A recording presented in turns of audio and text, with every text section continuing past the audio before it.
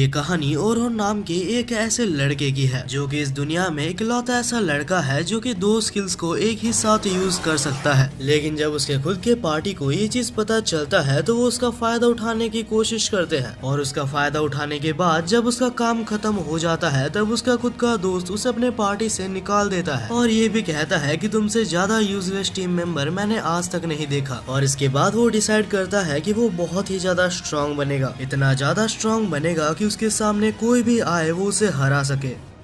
ये सभी कुछ तब शुरू होता है जब हम ओरुन को एक डंजन में देखते हैं जहाँ पर हमें कुछ रैबिट मॉन्स्टर्स दिखाए जाते हैं जो कि ओरुन को देख के सोच रहे थे कि हमें एक बहुत ही इजी टारगेट मिल गया है। और जैसे ही वो रैबिट्स ओरुन के ऊपर हमला करते हैं अगले ही पल वो रैबिट्स मर गए थे और जैसे ही वो मरते हैं तो उनके अंदर से कुछ क्रिस्टल्स निकलते हैं। और ये सब देखने के बाद वो रैबिट्स ग्रुप में ओरुन के ऊपर हमला करते हैं, लेकिन ग्रुप में हमला करने के बावजूद भी हमारे मेन कैरेक्टर को इससे कोई भी फर्क नहीं पड़ता। और तब ओरुन अपने शॉर्ट की तरफ देखते हुए कहता है कि मुझे लगा था कि मैं बहुत ही ज्यादा वीक हो गया हूँ, लेकिन शायद मैं इतना ज्यादा भी वीक नहीं हुआ। और इसके बाद वो सारे क्रिस्टल्स की तरफ देखते हुए कहता है कि हाँ मैं एक स्वॉर्ड्समैन अभी भी बन सकता हूँ। और इससे पहले कि वो कुछ और कह पाता उसके सामने बहुत ही ज्यादा खतरनाक गॉब्लिन्स आ जाते हैं। और अब उन गॉब्लिन्स को देखते हुए ओरुन कहता है कि मुझे पता था कि मैं इन डंजन्स में कभी भी फ्री नहीं बैठ सकता। और तब वो कहता है कि चलो इसी बहाने मैं कुछ नया ट्राई करके देखता हूँ। और क्योंकि ओरुन दो एलिमेंट्स को यूज कर सकता था तो अपना सेकंड एलिमेंट को यूज करता है। और इसके बाद ही हम देखते हैं कि ओरुन अपने पर स्ट्रेंथन मैजिक का यूज करता है। और जानकारी के लिए बता दूं कि इन गॉब्लिन्स के लिए स्वॉर्ड और स्ट्रेंथन मैजिक का कॉम्बिनेशन कोई नर्क से कम नहीं है। और इसके बाद ओरुन कहता है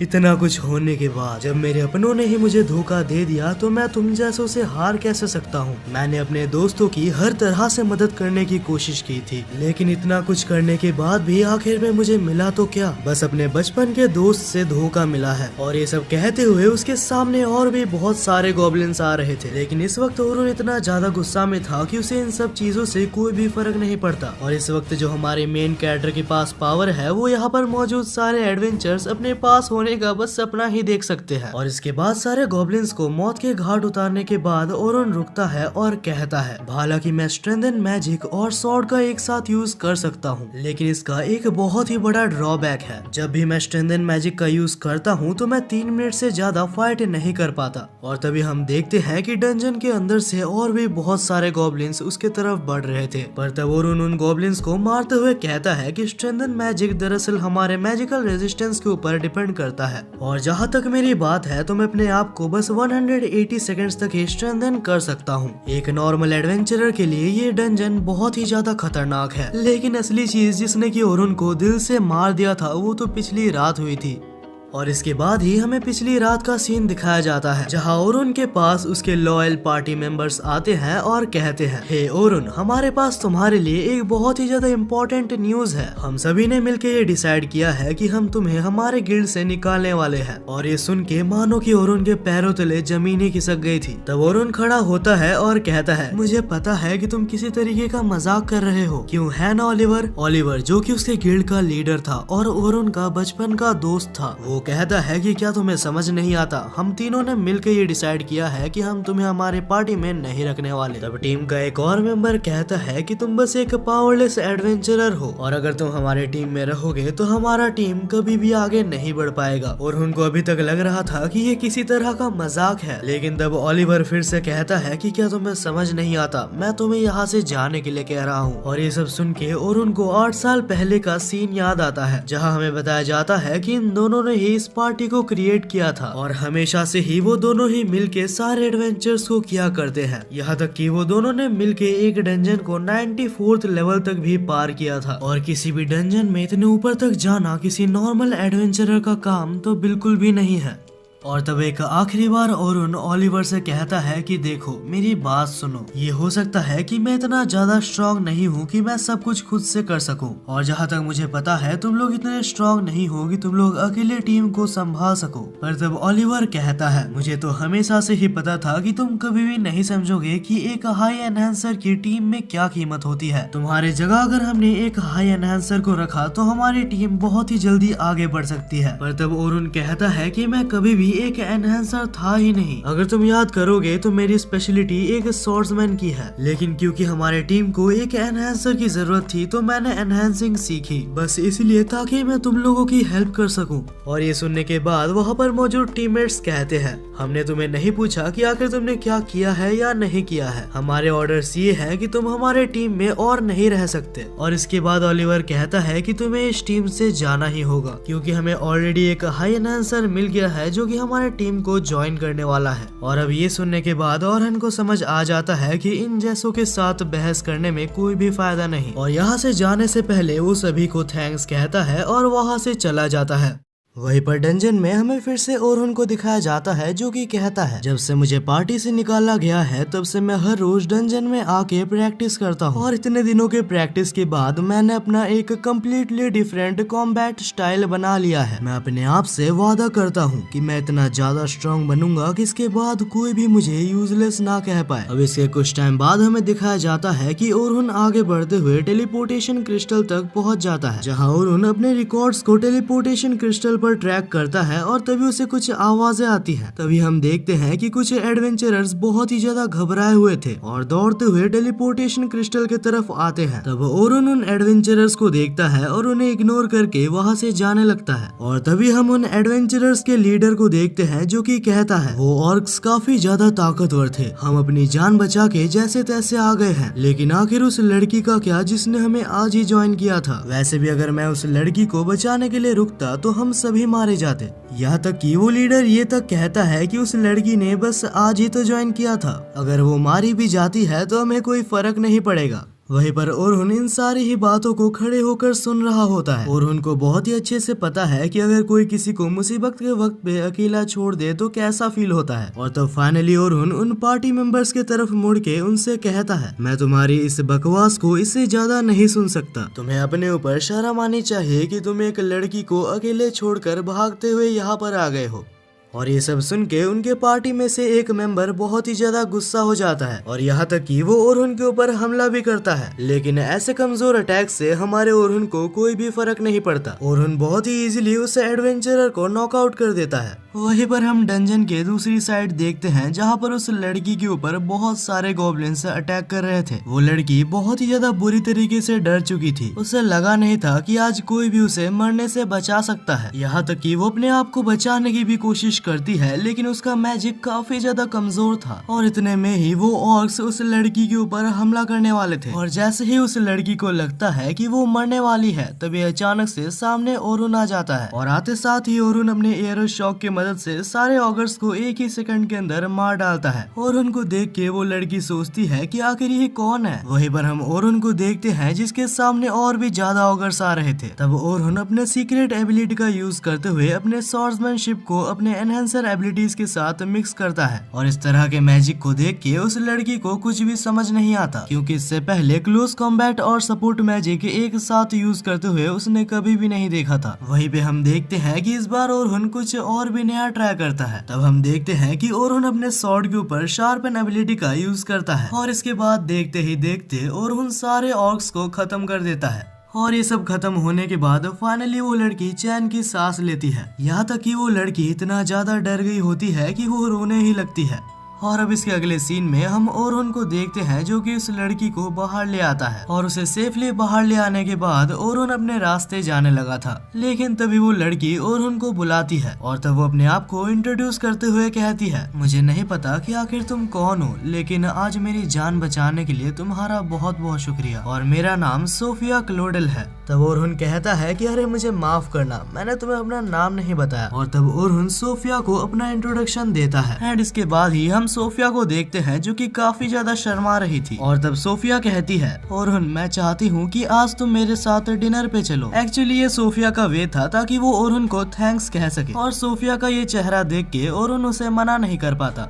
अगले सीन में हम सोफिया और ओरुन को देखते हैं जो कि एक छोटे से रेस्टोरेंट में जाते हैं। तभी सोफिया कहती है कि भले ये कोई महंगा रेस्टोरेंट नहीं है लेकिन मुझे यहाँ का खाना काफी ज्यादा पसंद है। तभी ओरुन सोफिया के कपड़े पे एक क्रेस्ट को नोटिस करता है और ये क्रेस्ट नाइट स्काई के नाम से जाना जाता है। ये यहाँ पर मौजूद one of the biggest guilds में से एक का साइन है। और जैसे ही ये दोनों रेस्टोरेंट के अंदर एंटर करते हैं तो हम वहाँ पर एक और लड़की को देखते हैं और वो लड़की सोफिया को देख के अपनी छोटी बहन बुलाती है। और ये देखते ही ओरुन को अचानक से कुछ भी समझ नहीं आता क्योंकि ओरुन तुरंत ही पहचान लेता है कि आखिर ये लड़की कौन है। तब सोफिया की बड़ी बहन ओरुन को देखती है और स्माइल करती है और तब ओरुन भी सोफिया की बड़ी बहन से कहता है वेल हमें मिले हुए काफी टाइम हो चुका है। और ये देख के सोफिया को कुछ भी समझ नहीं आता। तब सोफिया उन दोनों को ही देखती है और कहती है तो इसका मतलब कि तुम दोनों एक दूसरे को पहले से ही जानते हो। और तभी हमें बताया जाता है कि इस लड़की का नाम सलमा क्लोडल है और ये एक बहुत ही बड़े एस रैंक गिल्ड की लीडर है। और तब हम सलमा को देखते हैं जो कि ओरुन की तरफ देखते हुए कहती है ओरुन क्या तुम और मेरी बहन कोई रिलेशनशिप में हो। तब ओरुन कहता है कि अरे नहीं ऐसा कुछ भी नहीं है, सोफिया ने आज मुझे यहाँ पर बुलाया है ताकि वो मुझे थैंक्स कह सके। और सभी कुछ जानने के बाद फाइनली सलमा कहती है कि तुम्हारा बहुत बहुत शुक्रिया, तुमने मेरी बहन की जान बचाई है।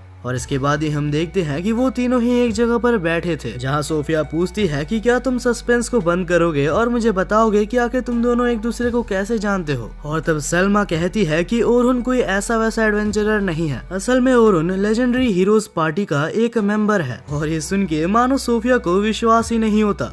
लेकिन तब ओरुन कहता है कि मैं उनके पार्टी का और मेंबर नहीं रहा। और इसके बाद ही ओरुन के साथ जो कुछ भी हुआ वो सभी कुछ उसको बता देता है। और ये सब सुनने के बाद सलमा कहती है ये सुन के मुझे काफी ज्यादा बुरा लगा लेकिन मेरे पास तुम्हारे लिए एक ऑफर है। हमारे गिल्ड में रिसेंटली कुछ नए एडवेंचरर्स आए हैं और उन एडवेंचरर्स को हम बहुत ही ज्यादा इंटेंस ट्रेनिंग देने वाले हैं क्योंकि बहुत ही जल्दी हमारा गिल्ड उन्हें साउदर्न डंजन के 57th फ्लोर तक ले जाने वाला है। और ये सुन के ओरुन कहता है कि ये मिशन तो काफी ज्यादा डेंजरस है, यहाँ तक कि ए और बी रैंक के एडवेंचरर्स भी वहाँ पर बहुत ही मुश्किल से सरवाइव कर पाते हैं। और तब सलमा कहती है कि बस इसीलिए मैं चाहती हूँ कि तुम उनके साथ जाओ क्योंकि ओरुन मुझे पता है कि तुम क्या कर सकते हो। अगर तुम उनके साथ रहोगे तो मैं बेफिक्र रह सकती हूँ कि उन्हें कुछ भी नहीं होगा क्योंकि मुझे पता है कि हर 10 लेवल के बाद जो बॉस मॉन्स्टर आता है उन्हें वो नहीं हरा सकते और उनकी जिंदगी के लिए मैं बस तुम पर ही भरोसा कर सकती हूँ। लेकिन तभी अचानक से ओरुन को अपना पास्ट याद आने लगता है और तब हम ओरुन को देखते हैं जो कि कहता है मुझे माफ करना लेकिन मुझे तुम्हारे इस ऑफर को मना करना पड़ेगा। दरअसल यहाँ पर ओरुन को फिर से एक एनहेंसर की तरह काम नहीं करना था। लेकिन इसके बाद ही सोफिया भी ओरुन को कहती है कि प्लीज हमारे साथ चलो,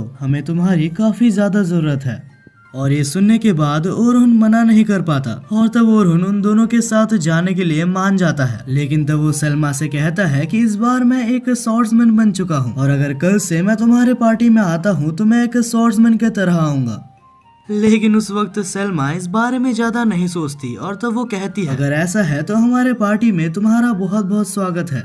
अब इसके अगले सुबह ही हमें दिखाया जाता है कि ओरुन सिल्वर रैबिट गिल्ड में जाता है और तभी हम ओरुन को देखते हैं जो कि सिल्वर रैबिट गिल्ड के हेड से मिलता है। वहाँ पर जाने के बाद सबसे पहले वो दोनों एक दूसरे से बातचीत करते हैं और तभी सिल्वर रैबिट का हेड ओरुन से कहता है अच्छा तो तुम ओरुन हो, मैंने तुम्हारे बारे में पहले बहुत ज्यादा सुना है। मुझे इतना पता है कि तुम हीरोज पार्टी में काम कर चुके हो और मैं पहले से ही चाहता था कि तुम हमारे गिल्ड में शामिल हो जाओ क्योंकि मुझे अच्छे से पता है कि तुम किस काबिल हो। और इसके बाद वो तीनों ही एक मीटिंग के लिए एक जगह पर बैठ जाते हैं जहाँ विंस और सलमा ओरुन को बताते हैं कि आखिर इस प्लान में उन्हें क्या क्या करना है। तब सलमा ओरुन को बताती है हमारे गिल्ड का ये एम है कि वो इस बार डंजन के जितने अंदर तक जा सके उतने अंदर तक जाए और इस बार हमारे गिल्ड को एक बहुत ही इम्पोर्टेंट इन्फॉर्मेशन पता लगी है। हमें पता चला है कि डंजन के आखिरी स्टेज पे एक बहुत ही इम्पोर्टेंट और वैल्यूएबल चीज है और हमारा सेकंड एम ये है कि हमें उसे हासिल करना है। वहीं पर हमें कुछ टाइम पहले का सीन दिखाया जाता है जहाँ पर विंस और सलमा बात कर रहे थे। तब विंस कहता है कि मुझे हाल ही में पता चला है कि हीरोज पार्टी में से ओरुन को निकाल दिया गया है। मुझे नहीं पता कि आखिर उन्होंने ऐसा क्यों किया क्योंकि ओरुन एक बहुत ही ज्यादा पावरफुल कैंडिडेट है, लेकिन फिर भी अगर कुछ भी करके हम उसे अपने पार्टी में शामिल कर सके तो हमारे गिल्ड का इसमें बहुत ही ज्यादा फायदा है। वहीं पर प्रेजेंट में हमें दिखाया जाता है कि ओरुन सारे ही प्लान उनके सुन चुका था। हालांकि उनके प्लान सुनने के बाद ओरुन को उनके ऊपर बहुत ही ज्यादा शक होता है और उनका ऐसा लगता है कि सैल्मा और विंस उससे कुछ चीजें छुपा रहे हैं। लेकिन उस वक्त बस ओरुन उनकी बात सुनता है और कुछ भी नहीं बोलता। अब अगले ही सुबह हमें दिखाया जाता है कि ओरुन उस जगह पर आ चुका था जहां से वो लोग एडवेंचर चालू करने वाले थे। जहां पर आने के बाद ओरुन देखता है कि वहां पर बहुत सारे अलग अलग एडवेंचरर्स हैं और कुछ देर बाद ही वहां पर सैल्मा और सोफिया भी आ जाती है। और तब ओरुन सोफिया को नोटिस करता है जिसने की एक अलग टाइप की ड्रेस पहनी हुई थी और ये ड्रेस बस वही पहनते हैं जिन्होंने बस अभी एडवेंचर करना चालू किया होता है। और तभी ओरुन सोफिया से कहता है, वैसे सोफिया ये ड्रेस तुम्हारे ऊपर काफी अच्छी लग रही है। और इस सुनने के बाद सोफिया बहुत ही ज्यादा शर्मा गई होती है।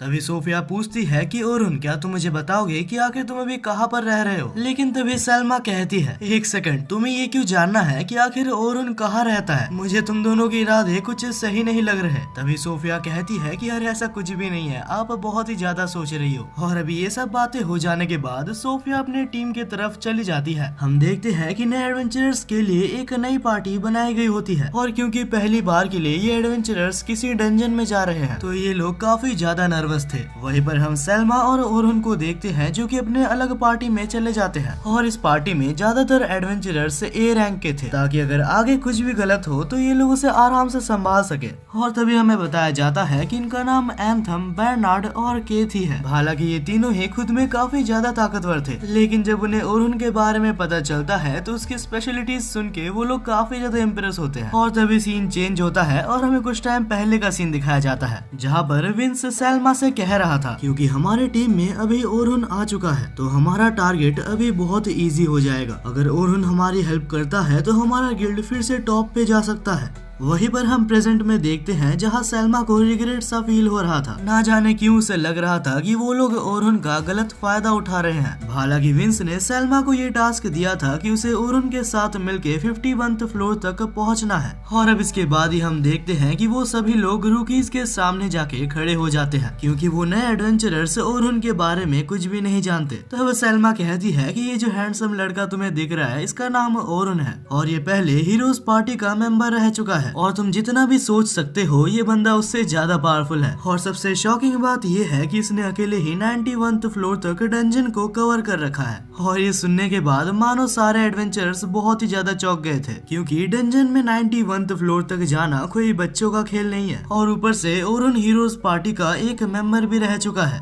और जब उन्हें ये सब चीजें पता लगती है तो उन्हें ओरुन के ऊपर काफी ज्यादा भरोसा आ जाता है। और उनके रिएक्शंस देख के ओरुन कहता है, मुझे लगता है कि तुमने कुछ ज्यादा ही बोल दिया। अब उनको ये गलतफहमी हो गई है कि मैं ताकतवर हूँ। तब सैल्मा कहती है कि कोई बात नहीं, कम से कम तुम्हारे बारे में सुनकर वो लोग काफी ज्यादा कॉन्फिडेंट है। और अब ये सब सुन के ओरुन इसके बाद कुछ भी नहीं बोल पाता। अब इसके बाद ही हमें दिखाया जाता है कि सारे नए एडवेंचरर्स 4-4 के ग्रुप में डिवाइड हो जाते हैं, लेकिन ओरुन को जो ग्रुप मिला होता है उसमें बस 3 ही लोग होते हैं। इतने में ही ओरुन कहता है कि क्या हमारे पार्टी का कोई मेंबर अभी तक नहीं आया है। लेकिन तभी वहाँ पर एक लड़का जिसका नाम लोगन था वो कहता है कि इतने सारे एडवेंचरर्स में से हम तीनों ही सबसे ज्यादा स्ट्रॉन्गेस्ट हैं और हम सभी एडवेंचरर्स में से एक एडवेंचरर कम था तो हम तीनों स्ट्रॉन्गेस्ट को एक ही ग्रुप में रख दिया गया है और वैसे भी हम तीनों ही काफी हैं। और इसके बाद ओरुन कहता है तो ठीक है, इससे पहले कि हम आगे बढ़े हम एक दूसरे को इंट्रोड्यूस कर लेते हैं। और इसके बाद ही एक एक करके वो तीनों ही इंट्रोडक्शन देते हैं। तब सबसे पहले वो बच्चा कहता है कि मेरा नाम लोगन है और मैं एक बहुत ही ज्यादा पावरफुल एन्चेंटर हूँ और अगर आपको जानना है तो मैं बता दूं कि आगे चलकर सैल्मा को मैं ही हराऊंगा। भाई इस बच्चे की मस्ती तो देखो। अब इसके बाद ही हमें एक और लड़की दिखाई जाती है जिसका नाम कैरोलिन था। वो कहती है कि मैं एक डिफेंडर हूँ। तब ओरुन पूछता है कि अगर तुम एक डिफेंडर हो तो तुम्हारी शील्ड कहाँ पर है। तब कैरोलिन कहती है कि शील्ड का मतलब क्या होता है, मैं तो बस मॉन्स्टर से आने वाले अटैक्स को डॉज कर सकती हूँ। और ये सुन के ओरुन कहता है कि अगर ऐसा है तो तुम ज्यादा देर तक डंजन में सरवाइव नहीं कर पाओगी। लेकिन ऐसी बातें सुनकर लोगन और कैरोलिन ओरुन को इग्नोर कर देते हैं। हालांकि तब सोफिया सामने आती है और कहती है मेरा नाम सोफिया क्लोडल है। वो कहती है कि मैं मैजिक्स को कास्ट कर सकती हूँ और साथ ही साथ उनके साथ अटैक भी कर सकती हूँ। और ये सुन के ओरुन को लगता है कि चलो कोई तो ढंग का मिला। और अब उन तीनों को देखते हुए ओरुन सोचता है कि आखिर ये कैसी ग्रुप मिल गई मुझे। इतना तो पता है कि इन तीनों के साथ मेरी रेड बहुत ही ज्यादा मुश्किल होने वाली है। अब इसके बाद ही हम डंजन के अंदर देखते हैं जहाँ कैरोलिन कहती है, और मुझे लगता है कि हीरोज पार्टी को छोड़ के तुमने बहुत ही अच्छा काम किया। मुझे तो लगता है कि तुम्हें उनसे रिवेंज लेना चाहिए। वैसे भी तुम सिल्वर रैबिट गिल्ड में आए हो जो कि हीरोज पार्टी का दुश्मन है। तब ओरुन कहता है कि मुझे किसी तरीके का रिवेंज नहीं लेना। मुझे पता था तुम किसी का बुरा नहीं सोच सकते। सोफिया ने मुझे बताया था कि तुम बहुत ही अच्छे आदमी हो। और ये सुन के सोफिया बहुत ही ज्यादा शर्माने लगती है। लेकिन तब अचानक से डंजन में से कुछ वुल्फ्स निकल के उनके ऊपर हमला करने लगते हैं। हालांकि कुछ ही देर में वो सारे ही वुल्फ्स एलिमिनेट हो जाते हैं, क्योंकि ओरुन को पहले से पता था कि डंजन में कभी भी कुछ भी हो सकता है। और वैसे भी ओरुन ये सोच के आया था कि वो छोटे मोटे फाइट्स को इग्नोर करेगा, क्योंकि उसके पास इतना टाइम नहीं है और उसे 51th फ्लोर तक पहुंचना है। अब इसके बाद ही हमें कुछ टाइम बाद का सीन दिखाया जाता है जहां वो लोग 20th फ्लोर तक पहुंच चुके थे। और जैसा ओरुन ने इन तीनों के बारे में सोचा था, ये तीनों उनसे काफी ज्यादा डिफरेंट है। लोगन, जिसके बारे में ओरुन ने सोचा था कि ये कोई काम का नहीं है, वो असल में इतना ज्यादा ताकतवर है कि अगर वो चाहे तो वो ए रैंक की टीम में भी शामिल हो सकता है। कैरोलिन, जिसने बोला था कि वो बस डॉज ही कर सकती है, असल में उसका स्पीड इतना ज्यादा है कि कोई उसे पकड़ ही नहीं सकता। और वो कुछ डैगर्स का भी यूज करती है अपने सेफ्टी के लिए। और इसके बाद ही हमारी सोफिया आती है जो कि काफी अच्छी मैजिक कर लेती है। लेकिन देखा जाए तो ओवरऑल ये तीनों अभी भी काफी ज्यादा वीक हैं और इन्हें अभी भी एक प्रॉपर गाइडेंस की जरूरत है जिनसे कि ये सब कुछ सीख सके। अब इसके अगले सीन में ही हम देखते हैं कि सभी लोग अभी 20th फ्लोर तक पहुंच चुके थे। तब सैल्मा कहती है कि सारे एडवेंचरर्स एक एक करके जाओ और मैजिकल क्रिस्टल में अपने आप को रजिस्टर कर लो, क्योंकि कल से हमारा एडवेंचर 21st फ्लोर से चालू होने वाला है। और इसी के साथ आज का इनका दिन यहीं पर खत्म होता है। अब इसके बाद अगली सुबह हम देखते हैं जहां ओरुन जस्ट सो के उठा होता है और वो जैसे ही न्यूज़पेपर देखता है तो वो बहुत ही ज्यादा गुस्सा हो जाता है, क्योंकि न्यूज़पेपर में ऐसा लिखा गया था कि ओरुन को हीरोज पार्टी से धक्के मार के निकाल दिया गया है। ओरुन उसके बारे में ऐसा कुछ देख के बहुत ही ज्यादा गुस्सा था। लेकिन बात ये है कि अभी उसे कोई भी फर्क नहीं पड़ता कि आखिर वो लोग उसके बारे में क्या कहते हैं। अब इसके बाद ही ओरुन जब कुछ काम से बाहर जा रहा होता है तभी अचानक से उसे पीछे से कोई बुलाता है और तभी पीछे हम एक लड़की को देखते हैं जिसका नाम लूना था। और लूना को यहाँ पर देख के ओरुन काफी ज्यादा शॉक था। और शॉकिंग बात तो ये है कि ये लूना और कोई नहीं, हीरोज पार्टी की एक मेंबर है। और जहाँ तक ओरुन की बात है तो वो लूना की काफी ज्यादा रेस्पेक्ट करता है और हीरोज पार्टी में बस एक लूना ही थी जो कि हमेशा ओरुन की साइड लेती थी। तब लूना कहती है कि प्लीज मुझे माफ कर दो जो भी तुम्हारे साथ हुआ, और ओरुन मैं तुमसे रिक्वेस्ट करती हूँ कि प्लीज हीरोज पार्टी में वापस लौट जाओ। लूना को देख के ओरुन कुछ भी समझ नहीं पाता और ना ही वो कुछ बोल पाता है। वो बस मन ही मन लूना से माफी मांगे जा रहा था। वो कहता है कि मुझे माफ कर दो, लेकिन मैं कभी भी हीरोज पार्टी में वापस नहीं जा सकता। और मुझे पता है अगर तुम उस दिन मेरे साथ होती जिस दिन मुझे पार्टी से निकाला जा रहा था तो शायद तुम उस पार्टी से मुझे कभी निकलने ही ना देती। लूना कहती है कि क्या तुम वो सभी कुछ भूल गए जो कि हमने वादा किया था। और ये सुन के ओरुन कहता है कि मुझे सारे वादे याद हैं, लेकिन जब मेरे अपने दोस्त ने ही मेरे को पार्टी से निकाल दिया है तो मैं वहाँ पर वापस कैसे जा सकता हूँ। और ये कहकर ही ओरुन लूना से माफी मांगता है और इसके बाद ही ओरुन लूना को अलविदा कहता है और वहाँ से निकल जाता है। अगले ही सीन में हम ओरुन को रास्ते में देखते हैं जो कि डंजन की तरफ जा रहा था, लेकिन रास्ते में वो काफी ज्यादा उदास होता है। ओरुन मन ही मन सोच रहा होता है कि आखिर मैंने क्या गलती की, यहाँ तक कि उसके बारे में आज न्यूज़पेपर में लिखा हुआ था कि वो एक बहुत ही बुरा एन्चेंटर है और आज तक बस वो इसीलिए सरवाइव कर पाया है क्योंकि हम तीनों उसके साथ थे। हालांकि ओरुन इन सारी ही चीजों को भूल के आगे बढ़ने की कोशिश करता है, लेकिन जैसे ही ओरुन एडवेंचरर्स के पास पहुंचता है तो वो देखता है कि सारे ही लोग उसके बारे में बात कर रहे थे, क्योंकि उन सभी ने आज सुबह आने वाले न्यूज़पेपर को पढ़ा होता है। लेकिन फिर भी वो सारे एडवेंचरर्स ओरुन की रेस्पेक्ट करते थे और वो इस सिचुएशन को बिल्कुल नॉर्मल रखने की कोशिश करते हैं। हालांकि ओरुन को बहुत ही अच्छे से पता था कि आखिर उनके मन में कितने सारे सवाल हैं। और तभी कैरोलिन पूछती है कि ओरुन मुझे पता है कि आज सुबह जो भी न्यूज़पेपर में आया सभी कुछ गलत है। तभी ओरुन कहता है कि हाँ ये एक तरीके से गलत है, लेकिन ये इन्फॉर्मेशन पूरी तरीके से गलत नहीं है क्योंकि मैं इतना ज्यादा भी स्ट्रांग नहीं हूँ जितना तुम लोग सोचते हो। लेकिन तभी सोफिया बीच में बोलती है कि नहीं ऐसा हो ही नहीं सकता ओरुन, मैंने तुम्हारी ताकत देखी है और तुम काफी ज्यादा स्ट्रांग हो। लेकिन यहाँ पर लोगन के दिमाग में कुछ और ही चल रहा होता है और लोगन अभी ओरुन को बहुत ही ज्यादा वीक समझने लगता है, जिस वजह से लोगन अभी उसकी उतनी ज्यादा रेस्पेक्ट नहीं करता जितना कि वो उससे पहले किया करता था। हालांकि इसके बाद ही हम देखते हैं कि इनका एडवेंचर वहीं से रिज्यूम होता है जहां पर इन्होंने कल एडवेंचर करना बंद किया था। और तब ओरुन उन तीनों से कहता है, यहाँ से हमारा एडवेंचर अभी हार्ड होने वाला है, तो मैं चाहता हूँ कि तुम तीनों अभी के लिए लीड लो। और ये सुन के सोफिया और कैरोलिन काफी ज्यादा खुश होते हैं, लेकिन लोगन उसको इग्नोर कर रहा होता है। और इसके बाद ही धीरे धीरे ये तीनों मिलके डंजन के एक एक स्टेज को क्लियर कर रहे होते हैं। हालांकि इस दौरान उन तीनों को काफी ज्यादा प्रॉब्लम्स भी आती है, लेकिन हमारा ओरुन उन सारी ही प्रॉब्लम्स को आराम से संभाल लेता है। और ऐसे ही करते करते फाइनली ये लोग 31st फ्लोर तक पहुंच जाते हैं। लेकिन यहाँ पर पहुँचते साथ ही ओरुन को कुछ अजीब सा महसूस होता है और वो कहता है कि जब तक मैं ना बोलूं तब तक पीछे ही रहना। और तभी हम देखते हैं कि डंजन के अंदर में से बहुत सारे ऑगर्स और मॉन्स्टर्स निकल के आते हैं। और जैसे ही मॉन्स्टर्स आते हैं तो ओरुन कहता है कि सभी लोग रेडी हो जाओ। और तब ओरुन कहता है कि कैरोलिन, क्या तुम गॉब्लिन्स को संभाल सकती हो? और ये सुनते साथ ही कैरोलिन गॉब्लिन्स की तरफ भागने लगती है। और तब ओरुन कहता है कि सोफिया, तुम अपने मैजिक की मदद से ऑर्क्स के ऊपर हमला करो। लेकिन सोफिया ये सब करने से काफी ज्यादा डर रही होती है। और तब ओरुन लोगन को ऑर्डर्स देने वाला था, उससे पहले ही लोगन एक मैजिक करने लगता है। और तब लोगन मन ही मन सोच रहा होता है कि आखिर इतने बेसिक अटैक्स के लिए हमें ऑर्डर्स लेने की क्या जरूरत है। और वो ये भी सोच रहा होता है कि शायद जो आज सुबह न्यूज़पेपर में लिखा था वो सभी कुछ सच था।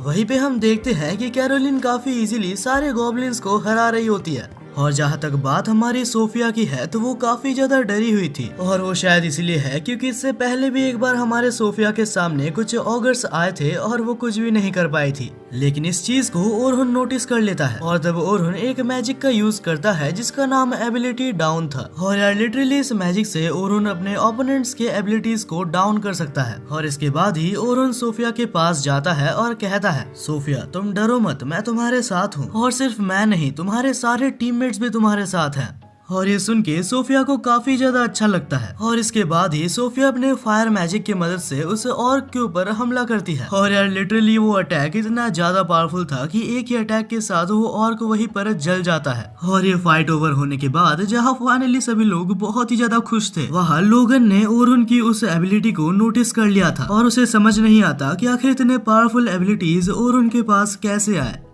अब इसके अगले सीन में हम देखते हैं कि ये लोग फाइनली 35th फ्लोर तक पहुंच चुके थे। और ये floor one of the strongest floor में से एक था। और इनके आज का मिशन ये था कि उन्हें आज इस फ्लोर तक पहुंचना है। और जैसे ही वो लोग इस फ्लोर में आते हैं तो उनके सामने एक टेरेंटुला मॉन्स्टर आ जाता है। और उस मॉन्स्टर को देख के ये तीनों बहुत ही ज्यादा घबरा गए होते हैं, क्योंकि ये एक ऐसा वैसा मॉन्स्टर नहीं है, ये एक बॉस मॉन्स्टर है। लेकिन तब ओरुन कहता है कि जैसा मैं कहता हूँ बस वैसा ही करो। और तब वो लोगन को कहता है कि तुम कैरोलिन और सोफिया के एबिलिटीज को एनहेंस करो। हालांकि लोगन इस बात को नहीं मान रहा होता और वो कहता है कि मैं भी जाके लड़ना चाहता हूँ। लेकिन तब ओरुन कहता है कि इस वक्त अगर तुम तीनों ही लड़ने के लिए चले जाओ तो सपोर्ट के लिए कोई भी नहीं रहेगा। और इसके बाद ही लोगन ओरुन की बात मानते हुए सपोर्ट मैजिक की मदद से दोनों को एनहेंस करता है। और इसके बाद ही ओरुन कहता है कि कैरोलिन, उस मॉन्स्टर का ध्यान तुम्हें अपने तरफ लाना होगा। और जैसे ही कैरोलिन उस मॉन्स्टर का ध्यान भटकाती है, तभी सोफिया विंड कटर नाम के एक मैजिक की मदद से उस मॉन्स्टर के ऊपर हमला करती है। और ये मैजिक इतना ज्यादा खतरनाक था कि उस मॉन्स्टर के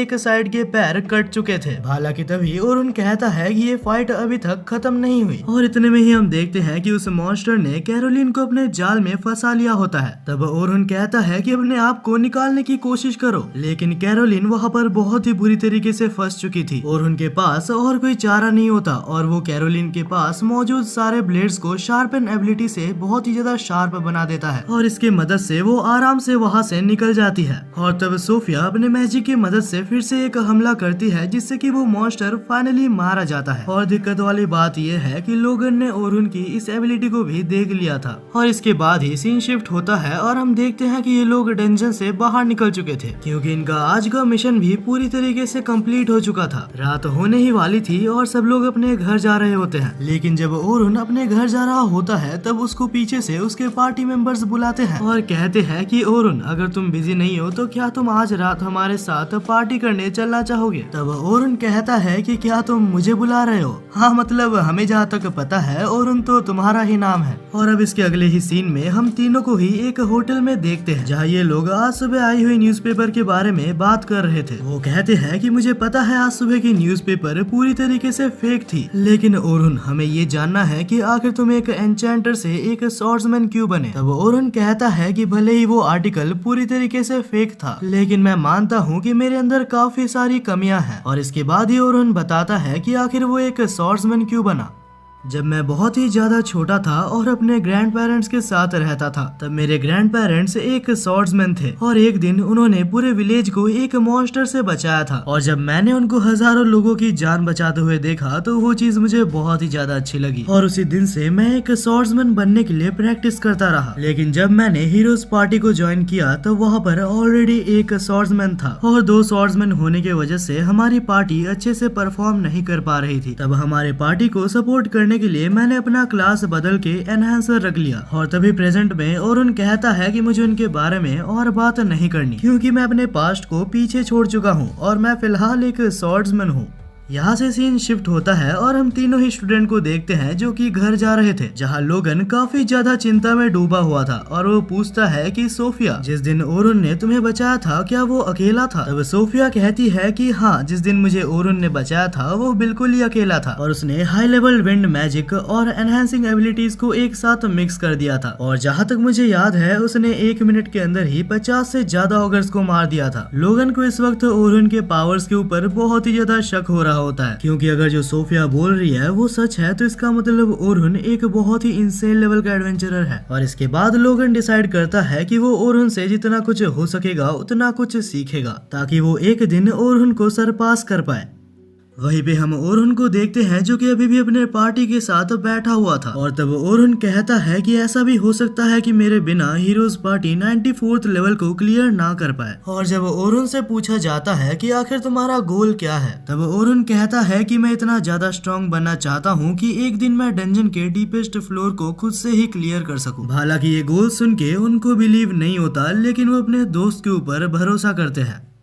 अब अगली ही सुबह हमें हीरोज पार्टी को दिखाया जाता है जो कि डंजन की तरफ जा रहे थे और वहां मौजूद सारे एडवेंचरर्स हीरोज पार्टी को देख के काफी ज्यादा चौंक गए थे। जहां ओलिवर काफी ज्यादा कॉन्फिडेंट लग रहा था, लूना काफी ज्यादा दुखी थी। और तब हमें ओरहन को दिखाया जाता है जो कि अपने आखिरी दिन के लिए उन एडवेंचरर्स के पास आता है, क्योंकि आज के काम के बाद ओरहन का काम यहाँ पर हमेशा के लिए खत्म हो जाएगा। जैसे ही ओरहन वहाँ पर पहुँचता है तो उसके तीनों स्टूडेंट्स उसको वेलकम करते हैं और तब वो कहते हैं कि ओरहन, आज तुम्हारा यहाँ पर आखिरी दिन है, तो आज के मिशन के बाद हमें तुमसे एक चीज मांगना है। और स्पेशली इस गिफ्ट के लिए सोफिया ने मुझे कहा था। सोफिया चाहती है कि आज के मिशन के बाद भी ओरहन कहीं भी ना जाए और हमेशा हमेशा के लिए ही वो सिल्वर रैबिट गिल्ड में साइन कर ले। लेकिन इससे पहले कि सोफिया ये बात ओरहन को कह पाती, ओरहन को कुछ बच्चों से पता लगता है कि हीरोज पार्टी 95th फ्लोर को कवर करने गई है। नहीं पता क्यों, लेकिन ओरहन को ये सुन के बहुत ही ज्यादा बुरा लगता है। हालांकि ओरहन इस चीज के बारे में भूलने की कोशिश करता है। वहीं पे हमें दिखाया जाता है हीरोज पार्टी को जो कि 95th फ्लोर पे थे, जहां हम ओलिवर को देखते हैं जो कि काफी ज्यादा मोटिवेटेड था और वो कहता है कि इस बार हम लोग काफी आसानी से इस लेवल को पार कर लेंगे, क्योंकि अभी हमारे साथ ओरहन जैसा कोई लूजर नहीं है। और लूना को छोड़ के ग्रुप में मौजूद बाकी सारे लोग ओलिवर की इस बात के साथ एग्री करते हैं। और तब हमें बताया जाता है कि 2 दिन पहले हीरोज पार्टी में एक एनहेंसर को लाया गया था और इस एनहेंसर का नाम फिली कारपेंटर है। ओलिवर के हिसाब से फिली कारपेंटर एक बहुत ही ज्यादा स्किल्ड एनहेंसर है और उसका ये भी कहना है कि वो एक और डंजन में 100 लेवल तक भी जा चुकी है। टीम के मेंबर फिली को देख के काफी ज्यादा खुश थे, क्योंकि अभी उन्हें सपोर्ट मैजिक के लिए ओरहन जैसे वीक एडवेंचरर के ऊपर डिपेंड नहीं रहना पड़ेगा। और यहाँ तक कि उन्होंने फिली के लिए एक वेलकम पार्टी भी रखा था। लेकिन फिली को अंदाजा हो गया था कि हीरोज पार्टी के पास बहुत ही ज्यादा पैसा है, लेकिन उनके पार्टी के बीच में ही अचानक से लूना आ जाती है। लूना काफी ज्यादा गुस्सा होती है और पूछती है कि आखिर ओरहन कहाँ पर है। और मुझे सुनने में आया है कि ओरहन ने सिल्वर रैबिट गिल्ड्स को ज्वाइन कर लिया है। ये सुन के ओलिवर काफी ज्यादा चौंक जाता है कि आखिर एक ओरहन जैसा यूजलेस सिल्वर रैबिट गिल्ड को कैसे ज्वाइन कर सकता है। और इसके बाद जब लूना फिर से पूछती है कि आखिर ओरहन कहाँ पर है, तब उसे पता चलता है कि ओरहन को इस पार्टी से निकाल दिया गया है। और इसके बाद ही लूना को नए एनहांसर से इंट्रोड्यूस करवाया जाता है। लेकिन तब लूना उसे इग्नोर करते हुए कहती है कि आखिर तुमने ओरहन को क्यों निकाला।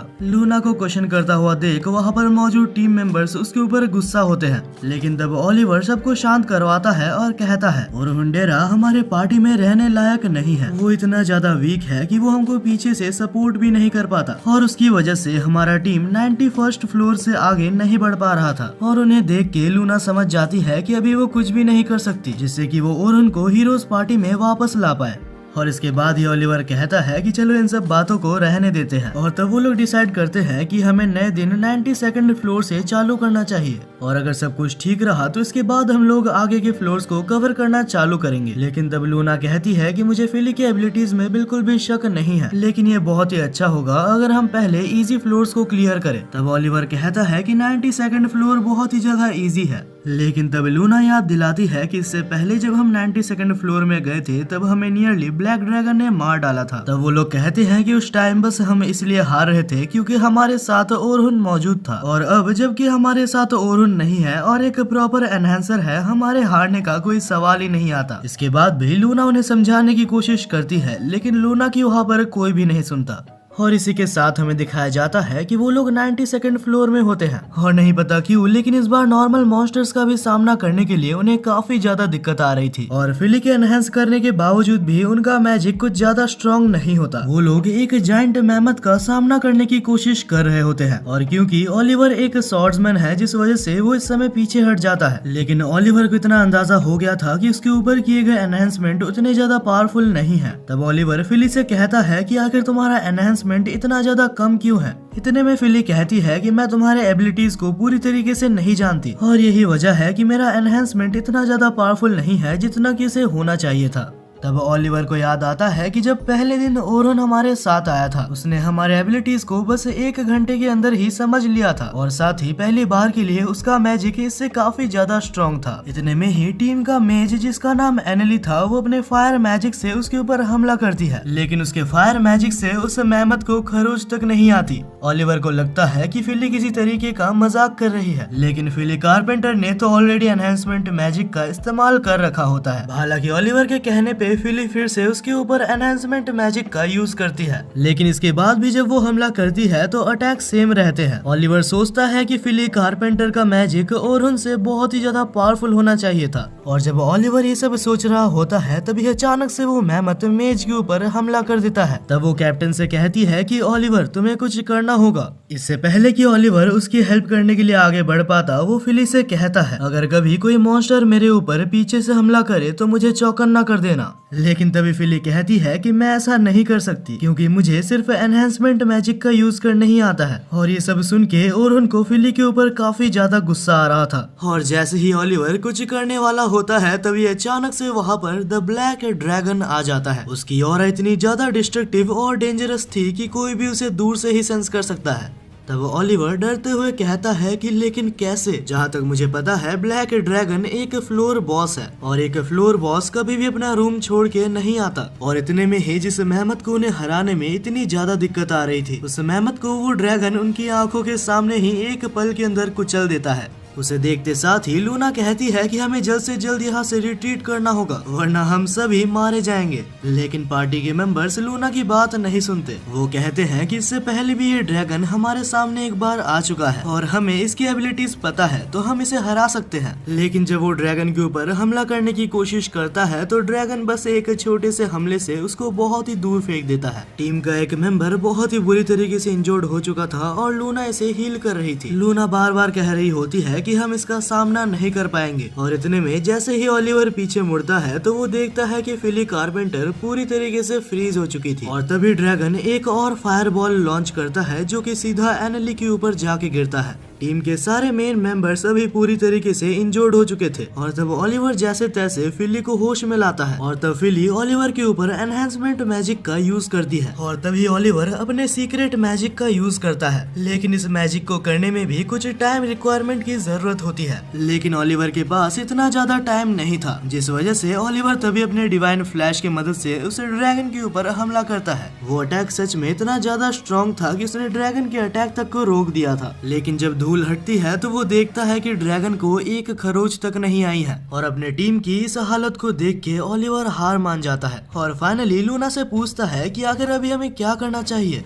तब लूना ओलिवर के सामने आती है और कहती है, मुझे अंदाजा था कि ऐसा कुछ हो सकता है और इसीलिए मैंने एक मैजिकल पोर्टल अपने साथ लाया था। इसके मदद से हम यहाँ से निकल जरूर सकते हैं, लेकिन ये पोर्टल हमें डंजन में या तो ऊपर या तो नीचे कहीं भी टेलीपोर्ट कर सकता है और ऐसा भी हो सकता है कि इसके बाद हमें एक और बॉस का सामना करना पड़े। लेकिन black dragon one of the strongest bosses में से एक है, तो वो लोग डिसाइड करते हैं कि वो लोग पोर्टल का यूज करेंगे।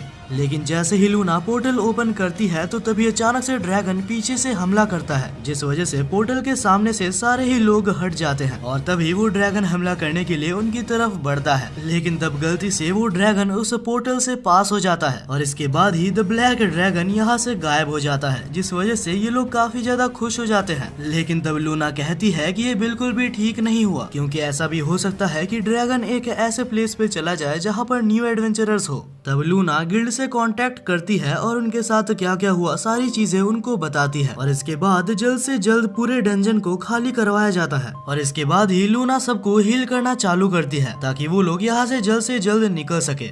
हील होते वक्त ओलिवर कहता है कि इससे पहले जब हम ब्लैक ड्रैगन से लड़े थे तब हमने उसे बहुत ही इजीली हरा दिया था। तब लूना कहती है कि ओलिवर तुम्हें अभी तक समझ नहीं आया, हम उस वक्त ब्लैक ड्रैगन को बस इसलिए हरा पाए थे क्योंकि हमारे साथ ओरहन मौजूद था, लेकिन ओलिवर के साथ बाकी सारे लोग इस बात को नहीं मानते। तब लूना कहती है कि अगर तुम्हें लगता है मैं झूठ बोल रही हूँ तो मेरे एक बात का जवाब दो। अगर तुम्हें लगता है कि फिली कारपेंटर एक बहुत ही अच्छी एनहेंसर है तो आखिर वो तुम्हें एनहेंस क्यों नहीं कर पाई। और इस क्वेश्चन का ओलिवर और फिली कारपेंटर दोनों के पास ही कोई जवाब नहीं होता। तब लूना जवाब देते हुए कहती है कि हमारे हीरोज पार्टी में सबकी स्ट्रेंथ इतनी ज्यादा है, चाहे कोई कितना भी ज्यादा स्ट्रॉन्ग क्यों ना हो, हम पांचों को वो एक साथ एनहेंस नहीं कर सकता। लेकिन हमारा ओरहन इस बात को पहले से जानता था, जिस वजह से उसने दिन रात मेहनत करके अपने खुद के ओरिजिनल स्पेल्स बनाए ताकि वो हम पांचों को एक साथ एनहेंस कर सके। इसके बावजूद कि वो एक स्वॉर्ड्समैन है और उसके स्पेल्स इतने ज्यादा ताकतवर है कि वो हमको एक साथ 50 टाइम्स तक स्ट्रॉन्गर बना सकते हैं और यही वजह है कि पहली बार हम द ब्लैक ड्रैगन को हरा पाए थे। तब ओलिवर को रियलाइज होता है कि इससे पहले वो जब भी डिवाइन फ्लैश का यूज किया करता था वो काफी ज्यादा स्ट्रॉन्ग थी और ये सिर्फ ओलिवर ही नहीं बाकी सारे मेंबर्स सोच रहे होते हैं और इसके साथ ही भागते हुए वो लोग डंजन से बाहर निकल जाते हैं।